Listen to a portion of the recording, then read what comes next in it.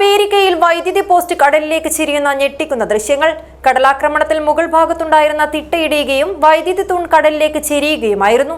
ജീവൻ പണയം വെച്ച് ലൈൻമാൻമാർ കേബിൾ കരയിലേക്ക് വലിച്ചെടുപ്പിക്കുന്ന ദൃശ്യങ്ങൾ ശ്വാസമടക്കി പിടിച്ച് മാത്രമേ കാണുവാനാകൂ.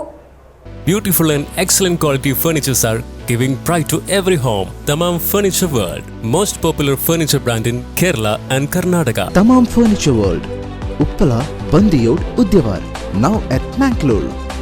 മഞ്ചേശ്വരം മംഗൽപാടി പഞ്ചായത്തിലെ പെരിങ്ങാടി ബേരിക്കെ പ്രദേശങ്ങളിൽ കടൽക്ഷോഭം അതിരൂക്ഷമാണ്.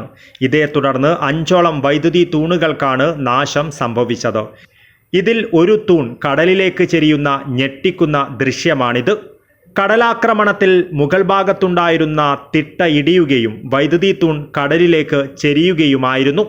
ജീവൻ പണയം വെച്ച് ലൈൻമാൻമാർ ഇലക്ട്രിക് കേബിൾ കരയിലേക്ക് വലിച്ചടിപ്പിക്കുന്ന ദൃശ്യങ്ങൾ ശ്വാസമടക്കിപ്പിടിച്ച് മാത്രമേ കാണുവാൻ സാധിക്കുകയുള്ളൂ.